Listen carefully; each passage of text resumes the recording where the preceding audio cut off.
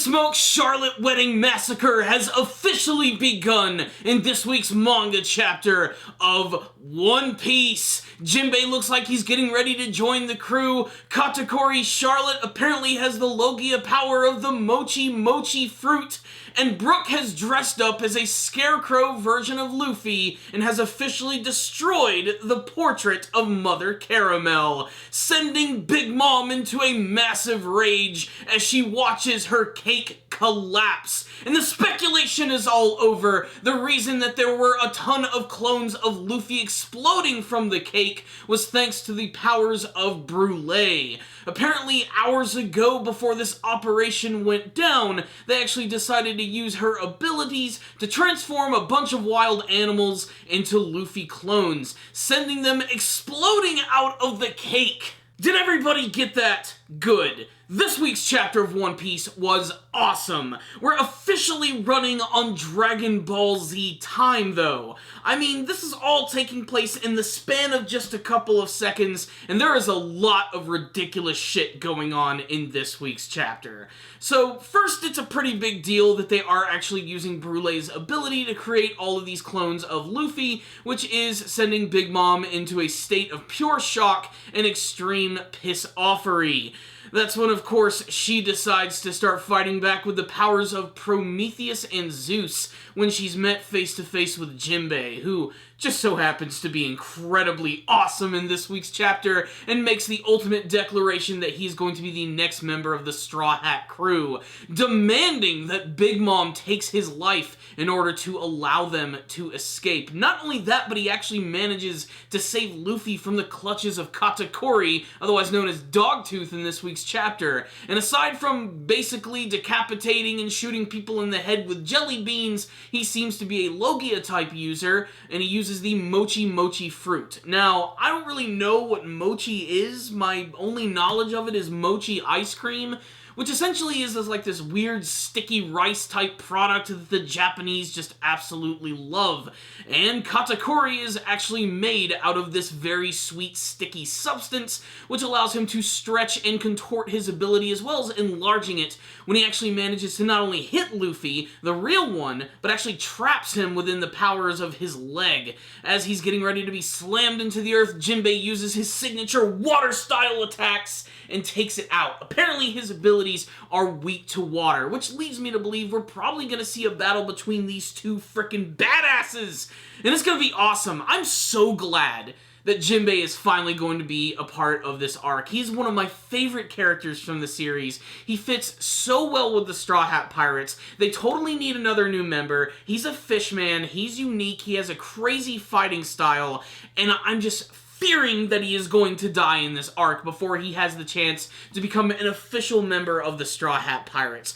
I just want it to happen. He fits so perfectly. And man, just every single panel of him this week was just so damn hard-ass. The way that he actually decided to stand up to Big Mom, offering a cup of sake instead of going through the whole take my soul ordeal. He has no problems with getting up in her face and even declaring that he wouldn't back down from a Yonko. It's a pretty freaking manly and amazing moment. Throughout most of the episode, however, it's just extreme panic. Just everybody freaking out over this giant cake just exploding and all these clones of Straw Hat Luffy just appearing out of nowhere. Just seeing the reactions is great, especially that one giant, I'm just gonna call him a chicken man, who basically runs the world news. He's so happy to see all this shit going down because he's just getting the big scoop. Everybody else is just like, what the hell? Opera fucked up. He should have told us what was really going on, and everything just goes into chaos. Like, we don't even get to see what fully happens to, like, Sanji and Pudding in this chapter as they're, like, falling out of the sky. There's so much crazy shit going on. Caesar Clown is also really funny in this episode. Everybody just seems to be giving him these verbal wedgies as they constantly keep telling him how much he sucks and how despicable of a person he is. I'm wondering if eventually they will warm up to this character, or maybe Caesar Clown will go through some sort of weird character growth, as he's been around for a long time. I mean, we've seen this fucking clowny motherfucker since the damn Punk Hazard arc, and I never imagined that he would stick around this long, and I've heard a lot of crazy theories that he could actually be another new member of the Straw Hat Pirates.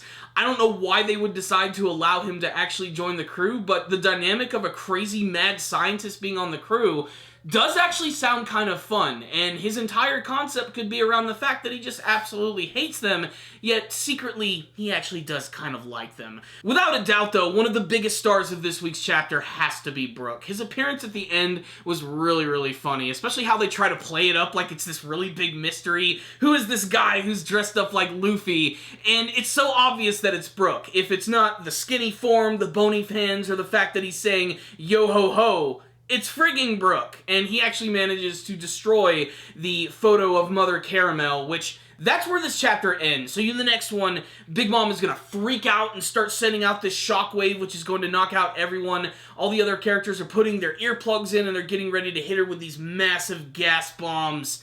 It's going to be great. What I also love about all of this is, during this whole scene, this is when Jinbe is actually standing up to Big Mom. And what I love about this is that Big Mom is not able to steal his soul, or at least his life force. I'm really curious as to why this is.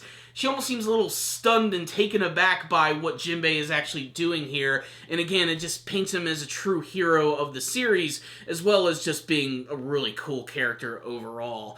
That, combined with the amazing and ridiculous artwork of this week's chapter, definitely made this one hell of a fun read, as well as the color pages we got this week. There was this big spread, which was basically every single One Piece character ever. And it's not every single character, but it's a lot of the ones who've made, like, the biggest splash in the series, and man, there are way too many frigging One Piece characters. I mean, like, you know, you gotta know, the series has been going on for like almost 20 years, at least to my knowledge. I'm not sure if it was 1997 or 1999 when the One Piece series actually started. I think 99 was the anime version. That being said, the franchise has been around for a really long time, and getting to see all of these characters was really fun again. I actually, like, enlarged it and managed to look at, like, every single one, and I was just reminded of how long this journey has gotten and how, even at this point, it's still not stale. They still managed to surprise me with all of these crazy characters. And again, that's what made this chapter such a delightful read. So, what's the rundown on this week's chapter of One Piece? It was great. I absolutely love this one. Some people are going to be disappointed by the fact that there is barely anything happening, and it's all happening like in the span of just a couple seconds, but all this crazy shit is going on. But I just love the chaos of this chapter, and I love all the little moments. There's so many little things that just go by in an instant, like when they're actually hanging out inside of the giant cake in the mirror world, Carrot and Chopper who are munching down on the actual cake itself. Just freaking Katakuri. What a cool character. I mean, I already loved his design, but he has a pretty unique devil fruit power as well, the Mochi Mochi fruit. I'm really interested to see how much he's going to be able to manipulate his body and how he's actually going to be able to utilize this ability and how it holds up to some other Logia-type abilities that we've seen in the series. And we've seen plenty of them at this point. But the fact that his is like a weird, sticky candy, of course, is very fitting considering he is the son of Big Mom. But I really can't wait to see why this guy is considered so dangerous, especially considering that his abilities were seemingly nullified by Jinbe in a pretty easy fashion thanks to his fishman karate and his seemingly strange ability to use water in just about any single scenario. And Jinbe, I mean, come on. How awesome was he in this chapter? I mean, he was just so kick-ass. I absolutely love him, and I really hope he is not going to die in this arc. I just got a bad feeling, like something really bad is going to happen to Jinbe, and that would be a really big point for the series, because there are deaths in One Piece, but a lot of the times they're very minor, and the only times they're ever really serious is when they serve like a massive story purpose, kind of like with the death of Ace. And I have a feeling they could do something like that with Jinbe, and it'd be kind of weird happening at this point in the story, but it would certainly add a much darker element to this Big Mom arc. But I have a feeling he might actually make it out of this, and I'd still just love to see him be a part of the crew. Like I said, I think his overall design and everything is just perfect, and he fits in with the crew. He's a unique member with his very own dreams, and of course a strong dedication to Luffy. That declaration that he's not going to stand back to the Yonko because he knows that Luffy's going to be the king of the pirates, like, just, man, that is a classic shonen moment right there. And that's why this was another great chapter of One Piece. 5 out of 5 from me. Fuck Big Mom's cake. That's what Luffy says. he has his cake and he eats it too, and that's why you should read this week's chapter of One Piece. Make sure to tell me what you guys thought about it in the comment section below. If you liked this chapter, if you did not like this chapter, did you have a favorite scene here? Do you have any speculation as to what Katakuri is going to do with his Mochi Mochi abilities? What did you think of Jinbe in this chapter? Do you think he's actually going to make it out of this one alive, or will he be the official next Straw Hat Pirate? And what do you hope to see from the rest of the Vinsmoke Charlotte Wedding Massacre? Thank you guys for watching this review. Make sure to subscribe to the channel for all things One Piece related. Remember, I review the anime version as well, so make sure to check that out. Make sure to leave me a comment or two about this week's chapter. I'd love to talk with you guys about it. And of course, if you like this video, maybe you could give it a thumbs up. I know you guys are awesome and you would love to do that. I will see you guys next time.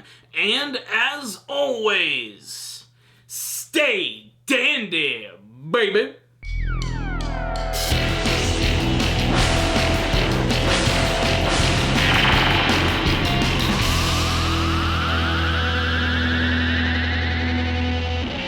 Fuck Big Mom's cake.